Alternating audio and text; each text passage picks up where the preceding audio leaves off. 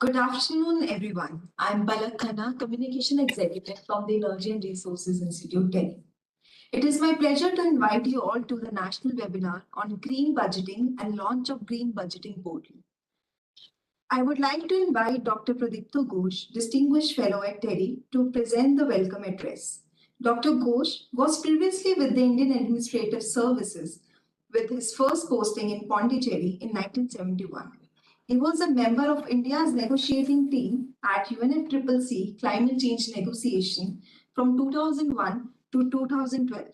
He is the principal author of National Action Plan on Climate Change (NAPCC) and the National Environment Policy of 2006. The floor is yours, sir. Okay, thank you, Palak. And let me also add my own words of welcome to the participants for this important national workshop on green budgeting, and of course the release of the TERI's portal on green budgeting. Now, green budgeting is an evolving concept, and it relates to the expenditure side of the budget, not the revenue side, but only the expenditure side. And the budget can be that of any public entity. It can be the center, it can be the states, it can be even be a municipality.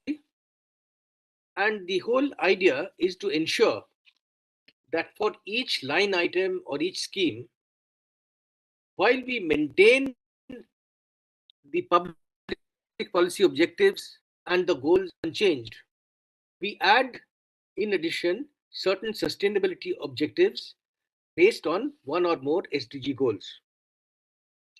Now, while green budgeting is a new concept, the broader notion of trying to infuse social and environmental development into budgetary process is not new. The central government has already institutionalized the practice of child budgeting and gender budgeting in the central budget. And green budgeting may be seen as a potential third leg of the triad of nudges in the public budgets to accomplish these additional social and sustainable development objectives. The initial development in India of the concept of green budgeting commenced with an engagement by TERI with the Punjab Council of Science and Technology in 2012.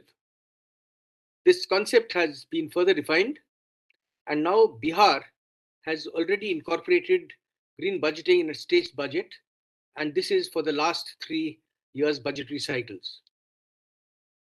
Now, it is important to remember that green budgeting is not a scheme or a program. It does not require additional resources or budgetary provisions. All it tries to do is to ensure that the available budget is progressively more sustainable by stronger focus on sustainable development goals. Now, the key to sort of for green budgeting to make an impact is to ensure that each year's budget, there is an accompanying memo which identifies in percentage terms the proportion of each item, of each line item or scheme that will be spent on sustainable development initiatives and options, and these should be spelled out. This memo should be presented in the legislature along with the fiscal budget. Thereafter, implementation should be monitored at the level of the department secretaries, the finance secretary, and the chief secretary or the cabinet secretary, along with the review of the budget. The normal process of review of expenses. It is only by this implementation, by this institutionalization, that we would expect that green budgeting will over time make an impact, make a visible impact on the environmental and social development situation of a state or a region. It is important to remember that the impact will not be seen in a single year or even in a short period of 1 or 2 years, but over a period of 5 to 7 years, we can certainly see a perceptible impact. Now, sometimes one supposes that green budgeting is relevant to a few departments like the industry department or the agriculture department or the forestry department. But the fact of the matter is that we can identify green budgeting initiatives in virtually every department of the government. Earlier this month, we had a workshop in Puducherry where we invited as part of the workshop the different departments to identify the possible options for introducing green implementation options in different budget lines of their departments. And we were very pleasantly surprised that departments which you would not normally think of as having much scope for green budgeting, they came up with some very interesting options.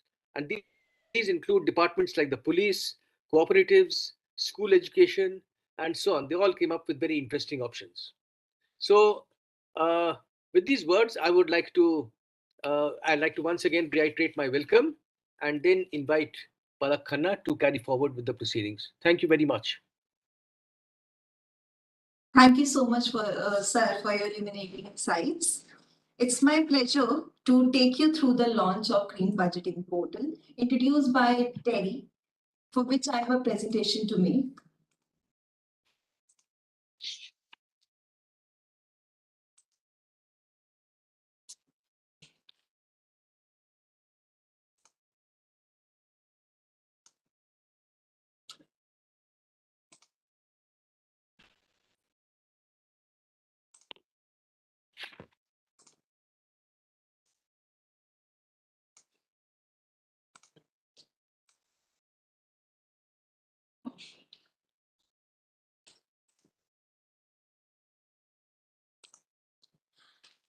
Green budgeting, next slide. So the rationale of having a green budgeting portal was it's because it's a new concept, and unlike gender, can you put this?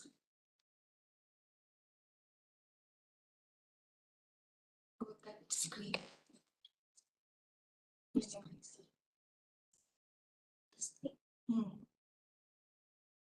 The green budgeting is a new concept, unlike gender budgeting and child budgeting. So the understanding of green budgeting is crucial, and thus a need for the awareness on the topic of green budgeting. With this rationale, Terry has launched a portal on green budgeting. The purpose of having a green budgeting portal is meant to be a resource to provide guidance on green budgeting in terms of concept, rationale, and process. The portal also features resources that include green budgets that have already been implemented, along with the other resources on issue-based budgeting. The audience for the stakeholders can include government officials, including in charge of budget cells, research and academia, civil society, and other stakeholders who wish to engage on this policy innovation. Next slide. The portal has 7 tabs, which talks about home, about green budgeting, process, resource, toolkits, gallery, and contact. The tab about green budgeting answers frequently asked questions on green budgeting, which includes definition, objectives, pillars, and the need for green budgeting. Other issue-based budgeting and what is not considered as green budgeting is also covered under this tab. The tab on process contains methods for classification, step-by-step process, methods of mapping green budgeting, structure, limitation, and way forward for green budgeting. The resource tab contains links throughout the primer on green budgeting, as well as articles, policy documents, training manuals, etc. on various issues. The toolkit section is a crucial one. That tab contains documents that would help facilitate the process of green budgeting, such as pro forma, green budgeting statement structure, primer on green budgeting. Next slide.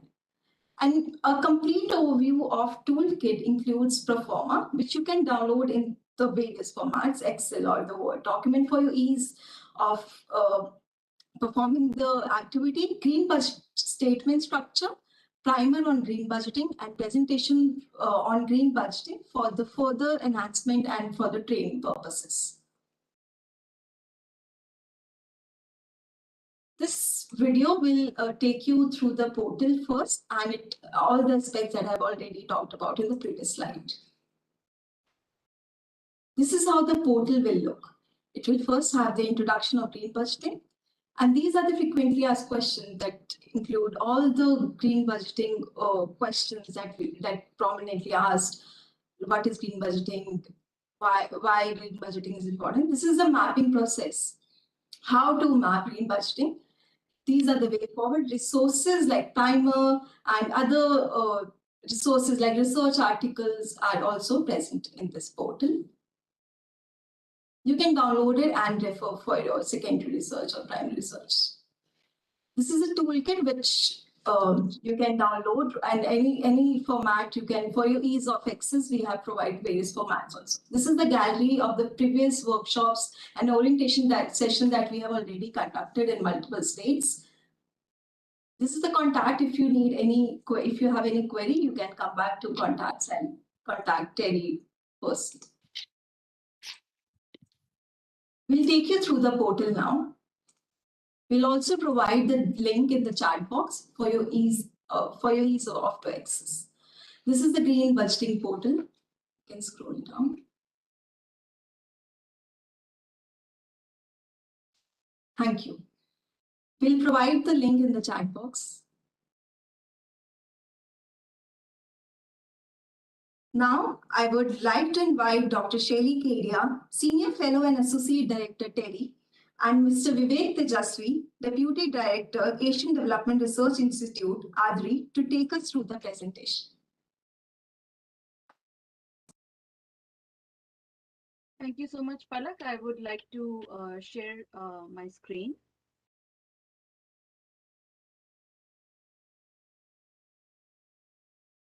Can you please confirm if you can see the presentation? Yes, ma'am, we can see. Okay, thank you so much.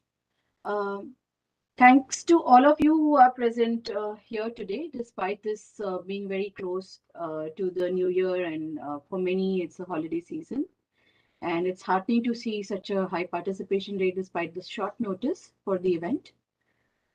So firstly, I'd just like to start by demystifying the concept. You know, for many professionals have come across, they think green budgeting is a very, very complicated concept, but it is not.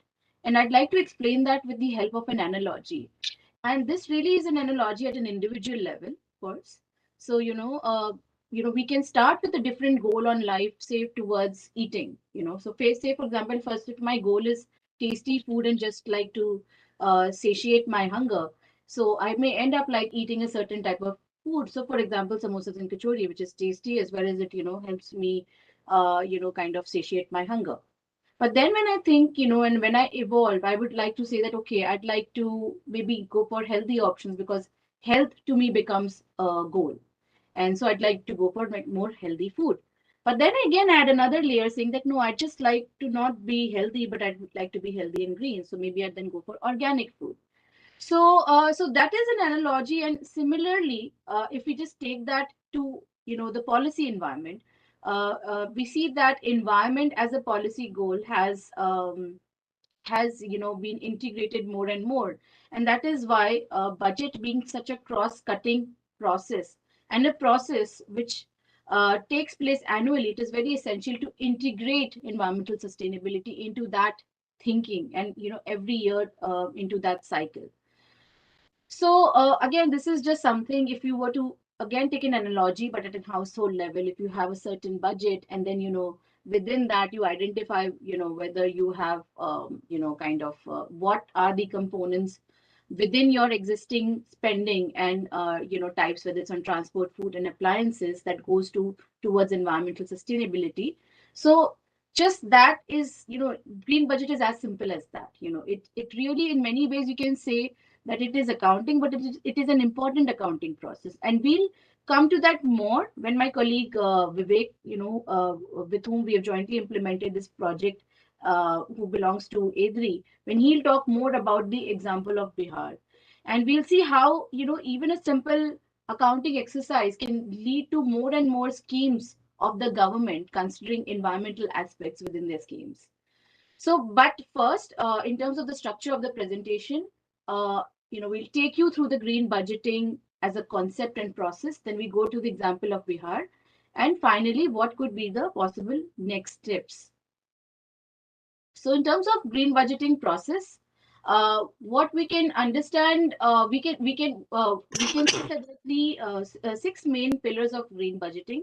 So one of the first pillar is mainstreaming, because we have to mainstream environment so that it becomes a part of the larger thought process in policy making as well as scheme design. The second pillar is resource allocation, which means that eventually we will have to allocate resources for similar activities, but which are greener also. The third pillar is planning, coordination, and innovation. So here we are really talking about a fiscal space that is there, and within that, how governments can plan better, can coordinate better, and can innovate better so that there are green components within existing schemes. However, this is not to say that that the existing fiscal space is by any way enough. But at least during this process, you can even identify gap areas, and then later on seek to mobilize resources from various sources, including including external sources, private sources, as well as national sources. The fourth pillar is transparency and accountability, because if we make green budgets available in the public domain, this will also help in the participation of civil society experts, who can then then be a part of an important stakeholder, who can then also provide their suggestions and participate in the process. The fifth pillar is evaluation and monitoring, and this is more in the long term. So in the long term, again, you could, and this is also been the case with gender budgeting and child budgeting. You can also monitor whether these resources are actually going towards environmental sustainability initiatives. And one of the suggestions that we propose is that we tag them to SDG indicators, whether it is the state indicator framework of SDGs or whether it's a national indicator framework of SDGs. And the final pillar is sending policy signals to a broader set of stakeholders, including in the private sector, investment, as well as business. And why is it important? We know that public spending process as well as revenue raising process can have a huge impact of environment, both beneficial and detrimental. And again, like a lot in terms of the spending part is actually driven by the finance department. So they would be the right actor to introduce this process, whether it is at the state level or whether it is at the national level. And the principle of whole of the government approach is needed when we talk about environmental sustainability, because so many sectors are involved, so many line ministries and departments have to play a role. Also, green budgeting is a tool that can contribute to the institutionalization and integration of environment and promote a system-wide or systemic approach. And that is something which is still lacking. Even though like we are at the end of 2022 and we can say 50 years in Stockholm, still there hasn't been enough of horizontal integration of environmental sustainability. And this is one tool that can actually contribute towards that goal and objective.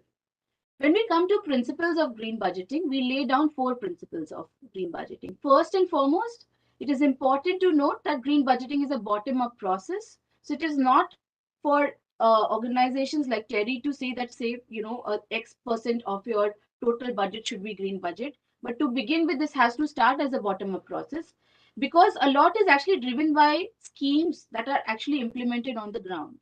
So it has to be bottom-up process. That means department-led process. And that is how we kind of, and this is the practice we see in case of also Bihar, which my colleague Vivek will be talking about, subsequently in the presentation. The second principle is that the exercise of green budgeting has to align with public policy priorities of the government, whether it's the state government or the national government.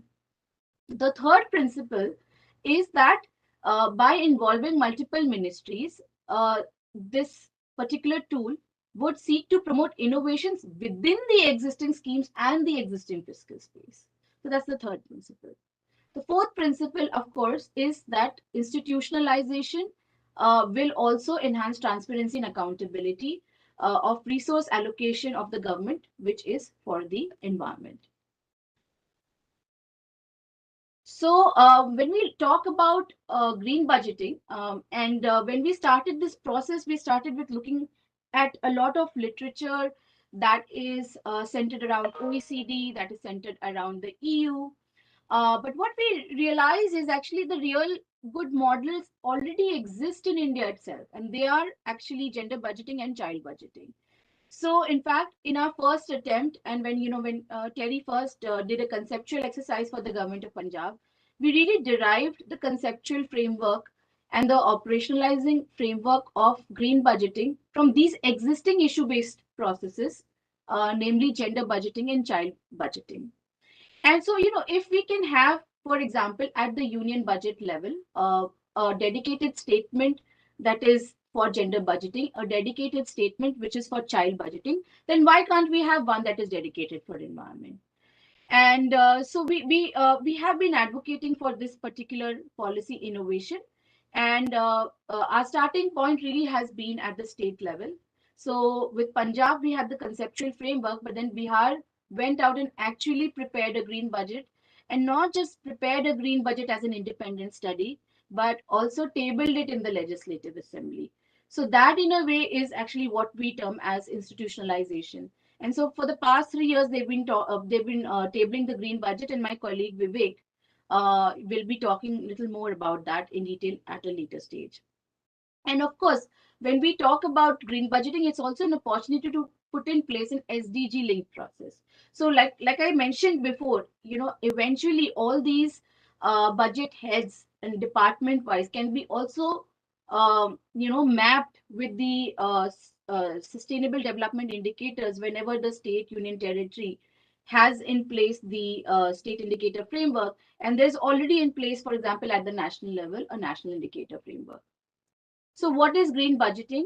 The working definition of green budgeting is that each year government agencies, whether it's ministries at the central level, departments at the state level, and other agencies, contribute to preparing the green budget to specify schemes involving environmental sustainability components and estimate the quantity of public expenditure in the annual budget for these purposes.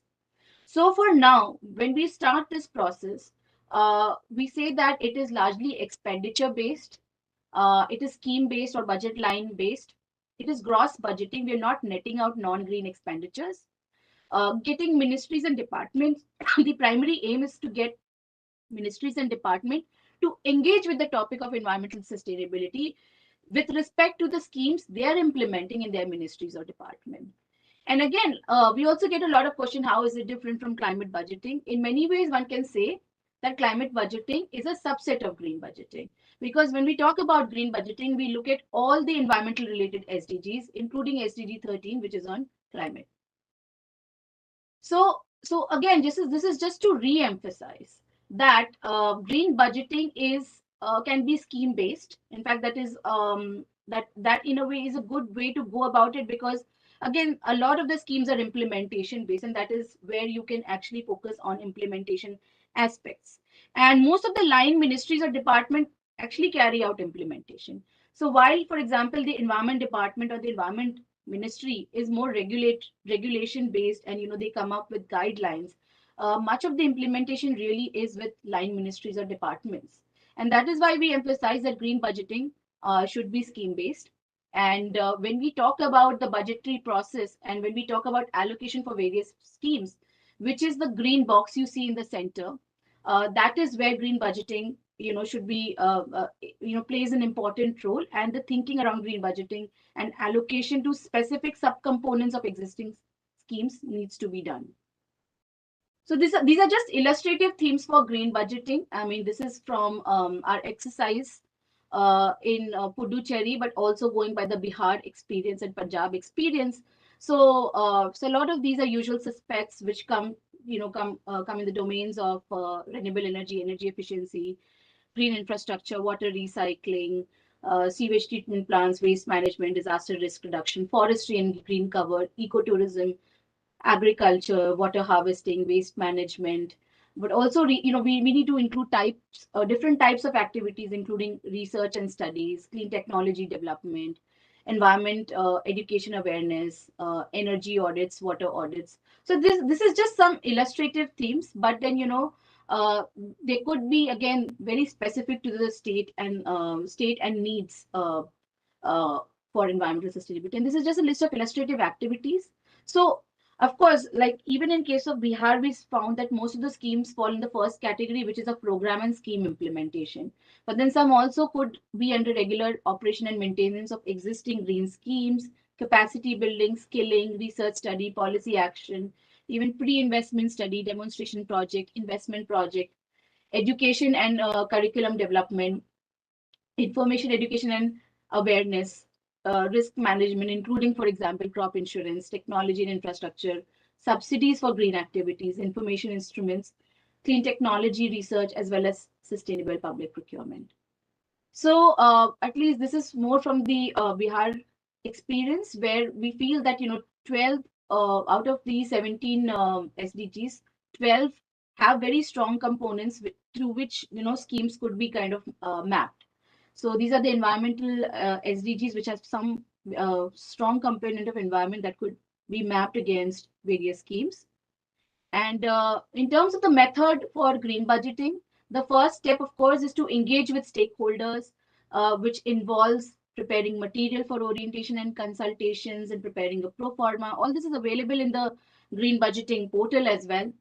And then stakeholder engagement and building their capacity to actually prepare green budgets for the respective departments. The second step is to finalize the pro forma and categories for green budgeting. So once we seek their inputs, we further refine the pro forma, and then the third step would be collect and collate the data. So once that finalized pro forma is sent, government departments can send their inputs, and then this can be collated into a final green budget, and that is the fourth step. So this is just an example of a pro forma which you see. This can, basically it's a very simple table which has a serial number, budget code. The budget code is important so that you can then track. You can in a way you can tag. So that is a tagging of that particular scheme, and you can track it over the years. And then identifying the program and scheme, and the scheme budget and the green component budget for the the. So if it is the first time, then of course there's going to be only the current financial year, but if it is continued from a previous year, it could also include what was allocated in the previous financial year. And what is also important is a clear description of how the budgeted component contributes to environmental objective. And then we could also map theme, activities, and SDGs. And you will see a real life example of this when Vivek comes and talks about Bihar, and then you can understand that process better. So just as a layout of how a green budget document would look like, of course, it will have preliminary pages, the cover page, the preface, which highlights the government commitment and vision for green budgeting and environmental sustainability in general, followed by the introduction and the conceptualization of green budgeting. The third could be the approach and methodology. Fourth could be key achievements and case studies if the government wants to highlight any. Then fifth could be a financial table scheme wise as well as department wise, and also a summary, descriptive summary of the budget, which again Vivek will give you a real life example.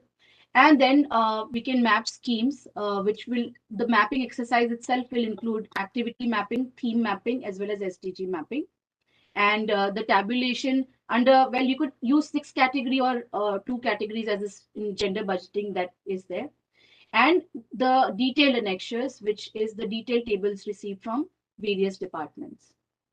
So experience from Bihar, I would like to now invite my colleague Vivek to take us from here. Vivek, over to you. Yeah, thank you, Sally, for this opportunity. So I would like to take you through our experience in Bihar. So I think I can't change this slide. Yeah. So I would, before starting my experience from Bihar, I would like to also say a couple of insights from the Bihar experience. That, like, I feel, and the state government also feel, that this exercise, the green budget exercise, is based on or oriented towards objective and the outcome of state planning and implementation. As Sally and Dr. Ghosh has also mentioned, it is not a kind of accounting process. It is also not accounting the committed expenditure and establishment planning. It is very much focused on the schemes where state plans through the department and try to look through the objective and outcomes. So in our experience, what we realized that there are few important institutions which are very much involved in the green budgeting process, which is the finance department, because finance department has the responsibility of preparing the green budget and giving a shape to the entire state budget. So finance department plays a very important role of steering the entire process, just like gender and child budget.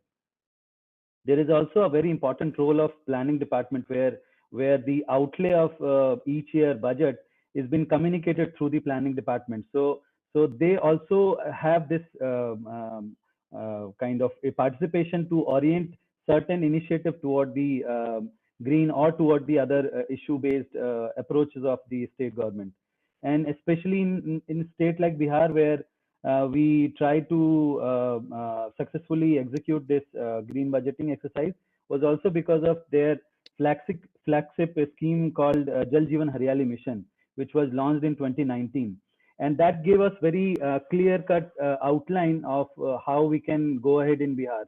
So it was a huge budget allocated to the particular scheme. Around 24,000 crore was allocated to particular scheme. So it gives a very clear-cut direction that department were identified, budget were allocated. Now the role were very simple to identify certain other department and their scheme and their proportion of budget, and try to evaluate through our green budgeting methodology. Third component of the entire institutional framework is like the line department, which we identified for the entire green budgeting exercise. Also, there is a role of CAG and Treasury, because they keep account of the expenditure, and their report is also very much relevant for our green budgeting process. When we, in the third year, when we went for the comparison of expenditure versus budget estimates. Next slide, please. So I would like to give you very brief idea how we try to identify certain schemes which has orientation to the green. So we go with the department first. So department objective is very much important as per the SDG framework. Then we go with the schemes which are having very much specific objectives to the environmental sustainability. For example, as I have mentioned here, this is a scheme of agriculture department which is having a major head called Fasal Krishi Karm, which is a overarching scheme which has green component as well as non-green component, which includes technology, which includes training and capacity building and other things. What we did with the subheads, we try to identify what is the exact objective or exact orientation of the scheme, and based on that particular scheme, we further go to the breakups of the scheme as mentioned here in the list of objectives and list of the activity which is been planned under the climate smart agriculture of the state. And based on the scheme expenditure within this framework, within this breakup, we try to understand how much is the expenditure, how much is the budget is going toward the green objective. Based on the estimation, we try to compare it with the estimates, and that's how the green budget amount comes out. Next slide, please. So as you can see, there are 19 departments identified for the green budgeting exercise, and each department have like ranging from 100% to let's say 1 to 2% of contribution to the green. And this is happening because we are just identifying very specific schemes which has objective influencing the environmental sustainability, and within that influential objectives, we are trying to understand how much is been spent or how much is been estimated for the green objectives. So that's how the department is been identified and their allocation has been identified. Like a lump sum, the figure is around 7,000 crores for the green budget this year, which is showing also incremental as compared to the previous year. In the next slide, you can see how much is the difference between previous year and this year. Yeah, next slide, please. So last year the budget were around 76 crore, and now it is around 7,700 crore rupees. So this increase is not only because of the budgetary allocation is increasing, it is also because of another factor which we realized after 3 years of experience, that more and more department participation is also being observed. More and more schemes are also coming in the purview of green budget. In the next slide, Shally, yeah, no, next slide. So in the first year of our green budget, there were around 103 schemes identified for the green budget. Voluntarily and through the exercises, through the close monitoring of the department, in the 2021-22, we realized that 267 schemes were identified for the green budget. And surprisingly, in the current financial year, it was around 316 schemes and programs. So this is also indicating towards the participation, active participation of department towards the issue-based budgeting exercise. Next slide, please. Yeah, so in comparison to the previous year, it is not very significant increment, but it is very much indicative that there is an increment in the participation. There is an increment in the budget of issue, which is environmental sustainability. Next, please. So as Sally mentioned, we are also trying to tag these schemes with the SDG objectives, and in our analysis, we found that most of these schemes or most of the programs are oriented toward water and sanitation, climate action, life on land, and sustainable cities and communities. Otherwise, other schemes are also having SDG objective of SDG 7, 8, 9, and others. Next, please. Similarly, we have also observed that most of the schemes are focused around program implementation, and few schemes, very surprisingly, were also observed have a component to capacity building, training, education, and awareness. So these kind of schemes are also trying to focus more on the dissemination of the environmental sustainability objective within their planning framework. Next, please. Yeah, that's it. So overall, the experience from green budget is, I will give you one example also, that department is more and more involved, and since state is also planning for 2070 as a target for low carbon pathway, so department and the state is also thinking green budget as a very ambitious document to orient the department, to orient their departmental schemes and programs. For example, the road construction department recently gave us their insights about one of their scheme on road construction, that just after the green budget exercise, they realized how to introduce few more components to their existing planning process. And recently they have introduced adding 20% of plastic in the road construction. Like that is a mandatory provision to implemented in the road construction, which means that department is also very actively engaging their planning and engaging in the process of environmental sustainability through these kind of documents. Over to you, Shally. I think this much brief would be sufficient to the audience. Thank you so much, Vivek. And I'm sure all of us are pretty inspired by that example. And in many ways, it is showing that, you know, that from what Vivek also shared, that government is also introducing this as one of the base documents to enhance their ambition when it comes to environmental actions. However, it is also important to highlight some of the limitations of green budgeting process. So one is that what we sort of talk about green budgeting is that we only look at the expenditure side, and really, like the budget document, the way it is right now, it does not evaluate the compliance or the achievement of environmental goals. And of course, because we're only looking at the expenditure and not looking at the revenue side, it does not necessarily tell the full side of the story. But nevertheless, it's an important step. It's an important step towards integrating environment into resource allocation as well as planning processes. As well as it does not evaluate the efficiency of environmental expenditure. But of course, these are aspects that can be addressed and monitored in the long run. And also, these limitations cannot take away the advantages of such an exercise, which has the potential to bring together work streams on climate change, biodiversity, sustainable energy, sustainable urbanization, responsible consumption and production, ecosystems, and environmental sustainability in general, along with budgeting and tax policy together. So it, in the long run, it has a lot of potential, quite apart from the fact that that governments, and you've seen that very clearly in the case of Bihar, how governments are actually willing to bring more and more schemes and introduce more and more green components within their existing schemes while they plan ahead and while they allocate resources. So, in terms of broader next steps, we will continue our workshop and consultation with various ministries and departments and seek out. We'll reach out to them so that we can individually give them orientation, as well as we develop pro forma which are state specific, national specific, and where just to re-emphasize that innovations within existing schemes is what is very important.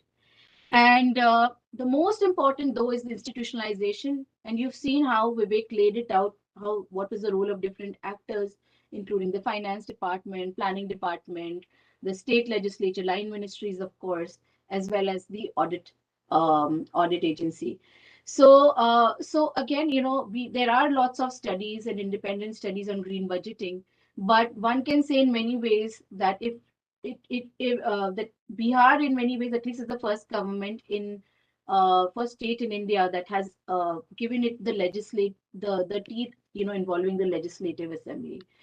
So that is very important, and also, and this is one of the questions which we received also as a part of the registration process, that institutionalization at the national level will be key, because Bihar, in many ways, already is a demonstration that or a proof of concept that this is possible, and that governments and departments are willing to identify and introduce green components within existing schemes. So in many ways, this is Bihar presents with a successful model that can be emanated by other states, but also at the national level. So thank you so much. I'd like to stop here. Over to you, Palak. Thank you, everyone. Moving on to the question answer round. This session will be chaired by Dr. Ghosh. Through the registration, we have shortlisted 4 questions. The first question is, which can be the priority sectors for applying green budgeting? Second question, any green budgeting policy case study or success story outside India to understand the lesson learned? Question 3, what are the implications of green budgeting for business and investment? The last question, when do you think that is concept will be prescribed for all the states with the central government in the lead? Over to you, Dr. Ghosh. Thank you, Palak. And these are 4 interesting questions. And once we have gone through these questions, then I think some of the participants have also raised some questions in the chat, and we can take those up. So the first question, which can be the priority sectors for applying green budgeting? So I would ask Vivek or Shelley to try and respond to this question, and then maybe I'll chip in on my own after they have given the responses. So Vivek. Sir, I think the departments are very much clear. If you look through the SDG framework, based on the SDG framework only, we try to identify 19 departments from the Bihar state government, and this is also how the state is trying to fix their objective, apart from the community level welfare activity, how the state is also planning. For example, industry, it seems very much towards the non-clean side of the or non-green side of the implementation. But industry department introduced very favorable policies to promote certain companies, certain entrepreneurial activity, which will have positive impact or positive spillover to the environmental sustainability. So that is why these kind of departments are also very important to be considered. Similarly, police department sometimes seems very non-green department or non-identified department for such kind of initiative. But police or policing system provides very robust cushion to any production or any conservation of protected area or sanctuary area. So that kind of consideration is also important when we identify certain department or certain schemes for these kind of issue-based budgeting. So these are the basic understanding as per my understanding. Maybe Sally can add more. Yeah, thank you, Vivek. I completely agree with all the points that you have made, and it's very clear that, of course, this again, I'd just like to re-emphasize this is to be kind of a bottom-up process, but also aligned with the issues the state is facing. So, for example, when we did our exercise in Puducherry, a lot of the issues were pertaining to coastal areas as well. So again, it is it is not like a one-size-fits-all that but of course there are some few usual suspect sectors that could be priority sectors, which include like agriculture, energy, water conservation, waste management, cities. These will be the obvious, the usual suspects, if you were to like sort of just say that. But what we also feel is it's also important not to diversify, not just to diversify the sectors and like get in different most departments on board, but also to diversify the type of activities. So for example, it is also important to invest in capacity building as well as research and awareness in general, when you're talking about the life movement. So there are these aspects also that become important. So yeah, that's it. Dr. Ghosh, over to you. Yeah. So I think we can agree that basically it is not possible to identify upfront the priority sectors. These depend very much on the priorities of the governments concerned. And we have seen two examples. For example, Bihar has a very important focus on water resources, whereas Puducherry has a very important focus on coastal resources. And these reflect the specific environmental situations of these two states. So, it is not, it is, the priorities have to be decided by the governments concerned. And it's not possible for researchers to give a list of priorities, although one can, of course, identify that departments with a large number of schemes and a large proportion of the state expenditure, they will have a greater scope for green budgeting, but a greater scope does not necessarily translate into a greater priority. So now we come to question 2. Any green budgeting policy case study or success story outside India to understand the lessons learned? So Tejasvi? France government has introduced similar green budgeting exercise in their fiscal policy framework, and that is readily available online. So they can definitely like people can refer it to understand how internationally similar kind of concept has been adopted. Yeah, Shelley? Yeah. So yeah, I'd just like to add that there are many, in many ways, public expenditure review processes in place. But I would just like to say that there aren't many governments who have really institutionalized it and given it that legislative teeth. So, so one example was already highlighted by Vivek.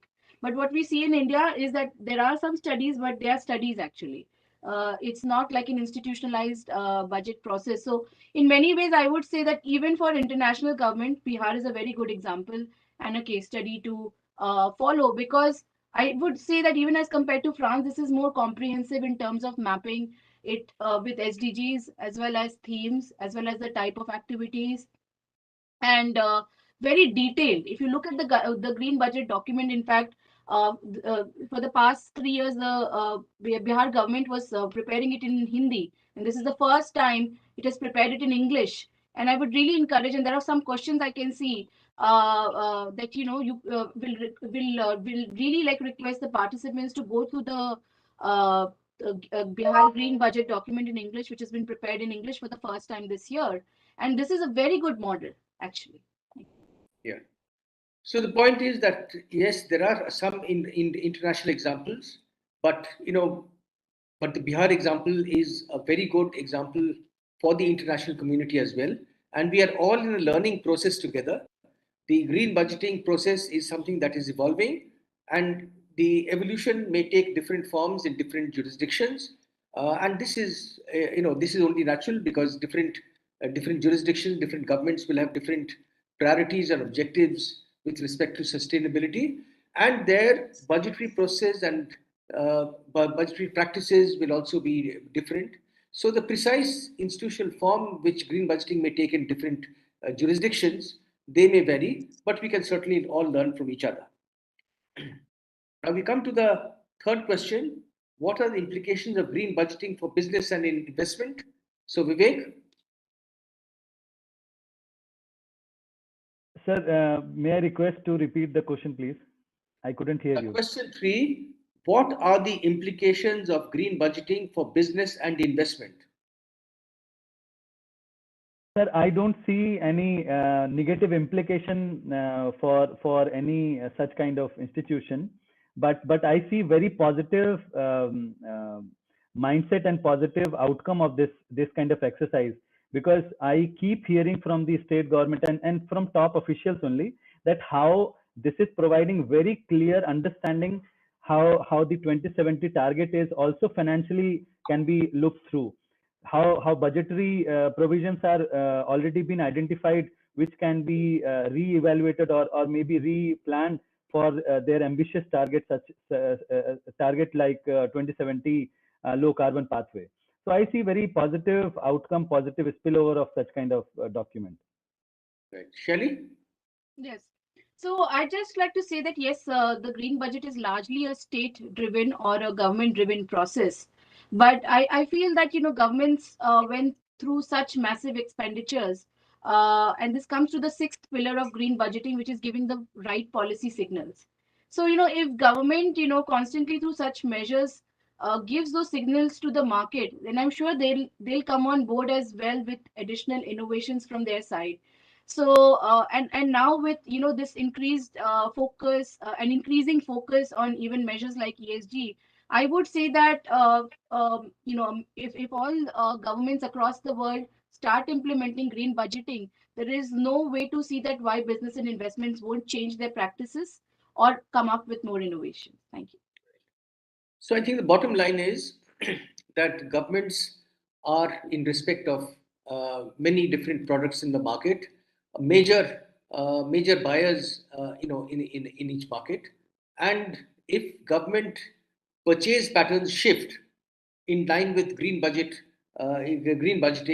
then industry would also respond and shift its investment and product lines to accommodate the government priorities. So let me take an example. Say if this entire say midday meals feeding program in a state were to shift gradually from rice and wheat to millets, the millets being much more sustainable, then we would certainly see that the farmers are also shifting to producing millets and less of water guzzling rice and wheat. Similarly, government departments are major purchases of vehicles, and if a significant proportion of these vehicles, are electric vehicles in the future, then we can also see a supply side response, from the vehicle manufacturers, and one can multiply these examples. So yes, the point is it will have a positive impact on the market in favor of shifting production lines and products and services to sustainable products and services. Okay. So the fourth question: when do you think that this concept will be prescribed for all the states with the central government in the lead? So Vivek, you have had the experience of one state government Sir, I think, I think, institutionalizing this. We are yeah, now. sir, Yeah. sir, from local experience, I see first willingness should come from the political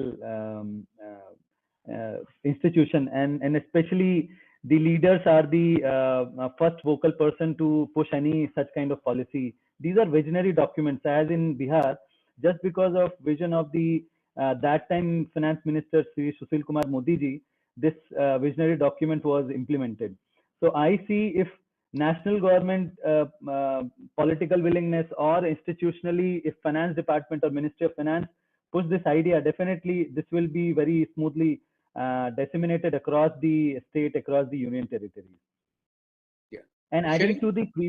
adding to the previous question and response to you, sir, I see at this stage, since uh, uh, we are not exercising this as a financial exercise, or not estimating the investments or finance of the environmental sustainability objectives. So this is not immediately trying to attract or trying to address any demand or needs of the private sector. So that is why at this stage, this is more influencing the institutions, especially the government institutions, and they are also showing their positive participation. Yeah. Over But the point is, to Shelly, maybe. but the point is that the government, by its purchasing decisions, will influence, the market as the private sector sees it, and the private Yeah, sector sir, will in the respond longer accordingly. run. So, Shelley, what do you think of question 4? Yes. So of course that's a very important question, because of course we would like to I mean, as a, just like as a policy researcher, I mean, one would like to see this implemented at the national level soon. And in fact, just as is the case with gender budgeting, if the national government takes, the center takes a lead, then most states follow faster. But also, like a lot of innovations take place at the state level. So at least as part of Terry's mandate, we'll continue to engage with more states. We were very happy that we were able to work with ADRI to contribute to Bihar's green budget. Now we've got Pondicherry, the Puducherry Union Territory also expressed their willingness to participate in this process. And it is very heartening to also see other state governments participate in this very event, and who are also co-panelists. So it will be a very willing to kind of replicate this process, and also take this message out to the national level stakeholders. Of course, while this project we focus more at the state level, but through this webinar we do hope that we can disseminate the messages of this webinar, and also reach out to other actors who can perhaps make this part of the national or the union budget making process, just like already we have statement 12 as a child budget statement, statement 13 as a gender budget statement. Hopefully this is just a hope, but I'm optimistic about it, that we will see a dedicated green budget statement or environment budget statement in the union budget. But Dr. Ghosh, since you've been with the government, I really think you are the best person to answer this question. Well, of course, the key is, you know, is the priorities of the political leadership, and let us not also forget the bureaucratic leadership, because the bureaucratic leadership also has an important role to play in persuading the public political leadership, and in generally building awareness. But if you were to ask me to give a timeline, I would say that for any major innovation to percolate through the governmental system, it takes somewhere between 12 and 15 years.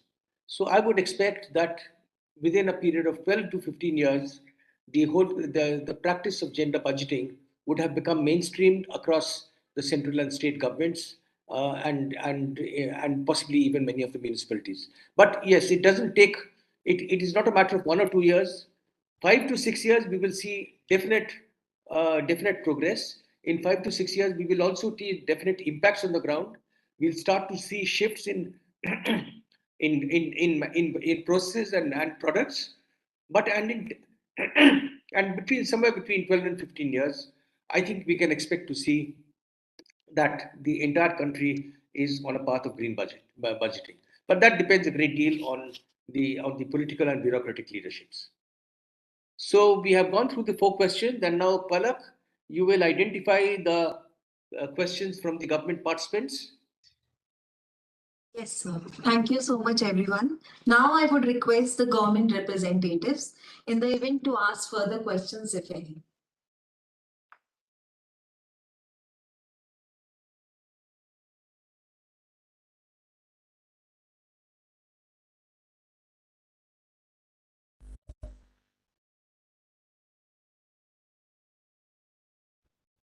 Good afternoon.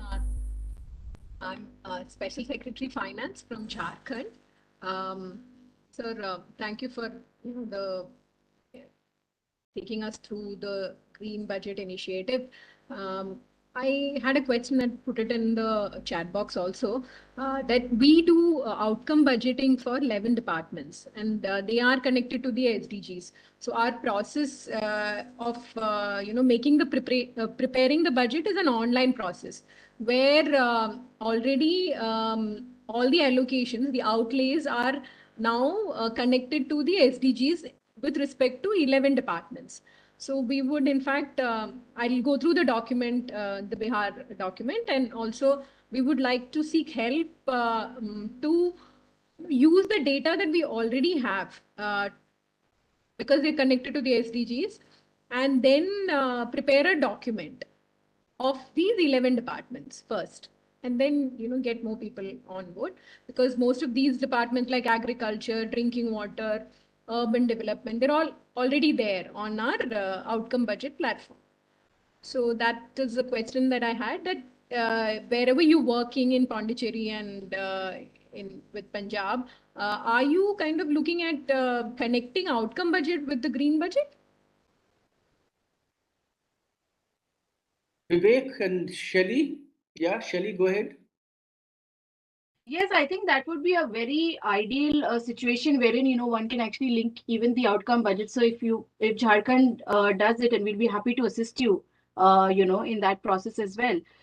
Then I think in a way it will be taking the Bihar model also a step forward, and actually mapping outcomes, physical outputs, and these aspects as well. So I think in fact that is why we chose to ensure that it is a general SDG framework, because I think it's pretty holistic, and definitely Jharkhand has been pretty progressive on the SDG and state indicator framework front, and adopting that in its existing policies. So, but I think definitely that can be done. And like Dr. Ghosh had already mentioned, this is an evolving process. We can make it stronger and strengthen this model further.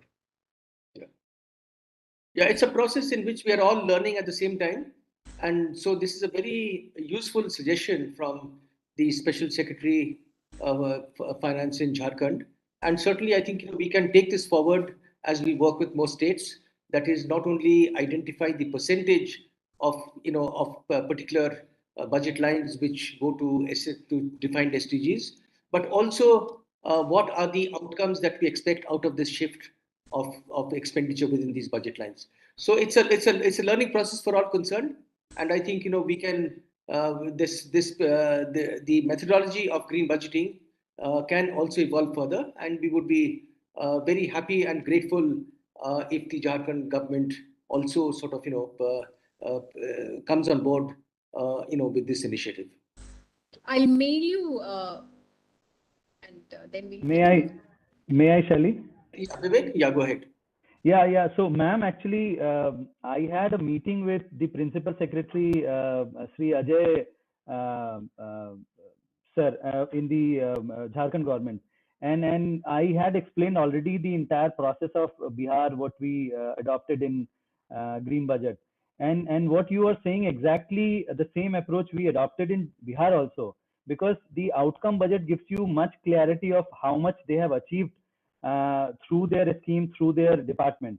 So our first approach is to go through the outcome budget, and then we sit with each individual department, and then individually look through the schemes, and then we try to tag the schemes through SDG, through activity. So this same approach, same process, what you are talking, we adopted for Bihar. So it is very much doable, very much feasible to go with particular that 11 department. And later on, once you realize that more department can be aligned with the green budgeting process, then we can definitely consider. But more department participation gives you a very broader aspect of participation, because eventually you think of engaging more and more departments and engaging more and more schemes, so that your outlay should look very much significant, because the political parties are also very much concerned about this is not showing good number. So more department engagement gives you a good percentage also.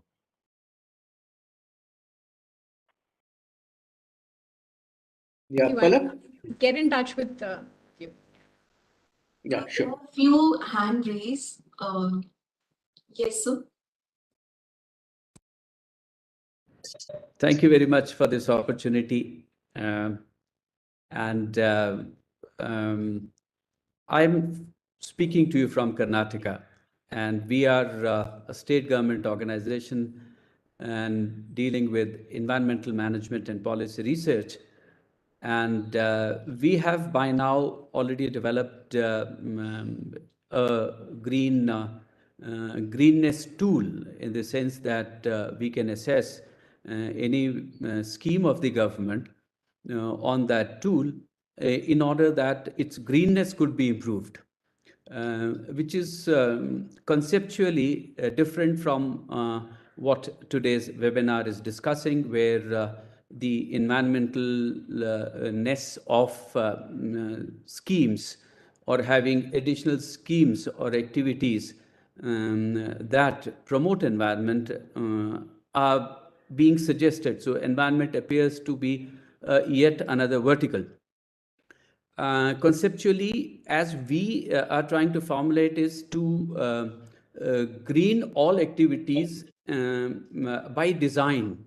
We try look at the intervention a scheme makes, and by design, how does that scheme activity impact the environment, and how such impact could be minimized by design of this scheme. So when we do so, we are not required to suggest additional green activities in order to say counter the environmental damage that may occur as a result of, as a byproduct unintended, of whatever government undertakes. So we have in Government of Karnataka trying to, we have shared that with government, and this is being mainstreamed. So I would see kind of the two paradigm. One is about what Terry is trying to say, that let's have in whatever sense a vertical that is about environmental activities, while on the other hand, the paradigm that we are suggesting and have put forth is looking at any activity at the design of it, and then improving the design in order that an activity that is, say, in that sense red today becomes orange, and further pales, and finally becomes green in steps. So that there are not additional allocations, but existing schemes themselves are tuned and become more environmental friendly in that sense. So those are my inputs, and thank you very much for this opportunity once again. Yeah, thank you very much, Dr. Sharma. I don't think the two paradigms are that far apart, because the green budgeting concept is not about introducing suddenly a completely additional new vertical. It is that how do you reimagine each program, each budget line of every department to implement things in a greener way than hitherto. And the example that I would give, which at first blush is not obvious to everybody, is that say in the midday meals program, that if there is a shift from rice and wheat, which are water guzzling and fertilizer intensive, to millets, now that is an example of that is within the same public policy objectives of nutritional support to school children, with the exactly the same goals and targets, that we introduce this additional objective of sustainability, and thereby we green the program budget for midday meals. And this is something that we wish to do across the board. Of course, maybe starting initially with some departments, but the whole idea is over time to green the entire budget of the state government, which is not to say that 100% of the budget will go to green initiatives, but that 100% of the line items would some one way or the other try to implement some green initiatives. And that we view this as a progressive measure which will be scaled up in time, because we are suggesting that the green initiatives would be spelled out in a memo accompanying the regular budget. This would be reviewed at the level of the department secretary, the finance secretary, and the chief secretary. And then the progress report would be presented in next year's memo accompanying the green budget memo accompanying the budget. And thereby, the legislature will put political pressure on the government to see that the that the green budget allocations, the proportion for SDGs increases over time, and if there is any recession, if there is a regression, then of course we would expect that the legislators would point this out, and the governments would be, would be quite careful about not to allow such a regression to take place. So that is the philosophy behind green budgeting as we are developing.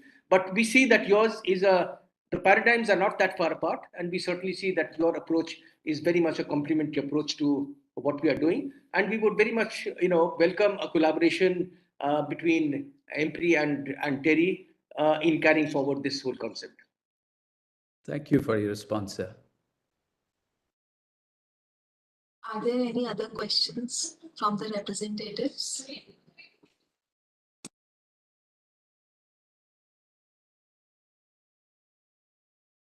Yeah.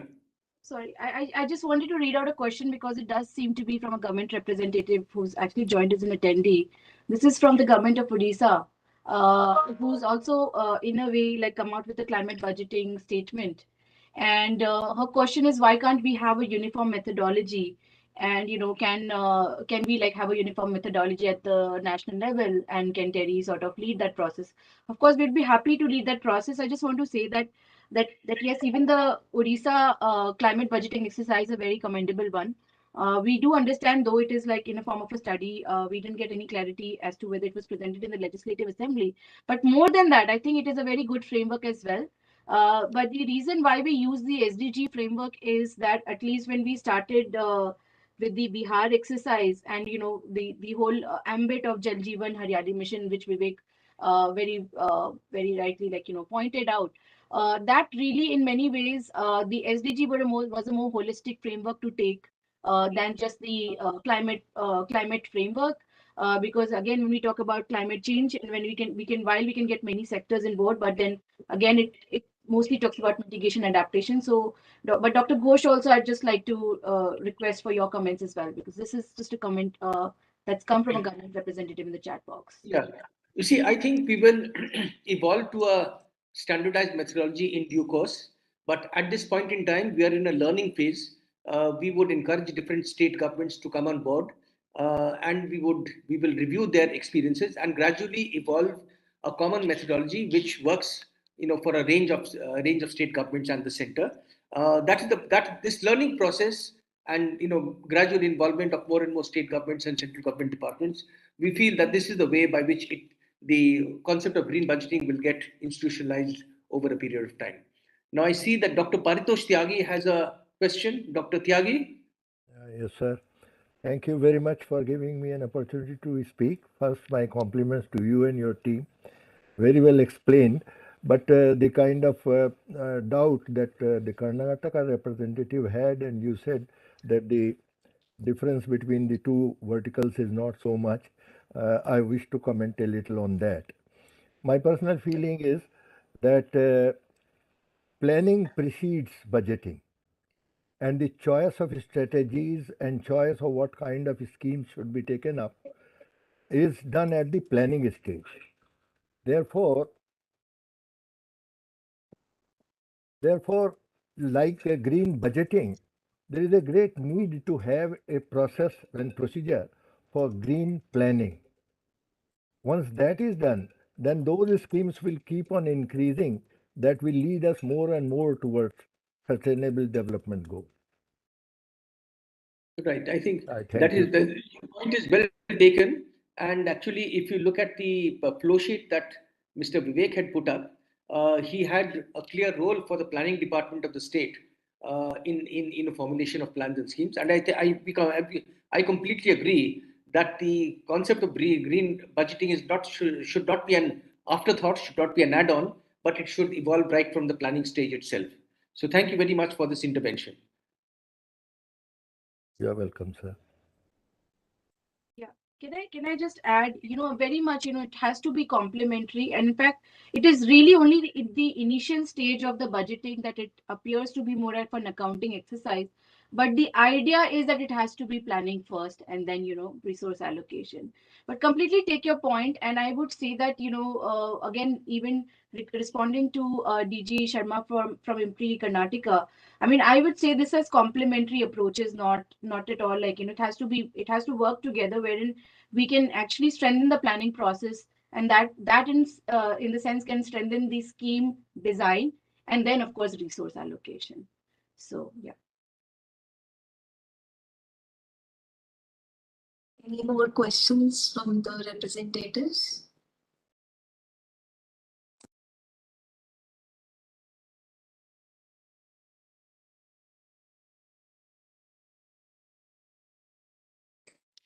Since there are no more questions, this brings us to the end of the webinar.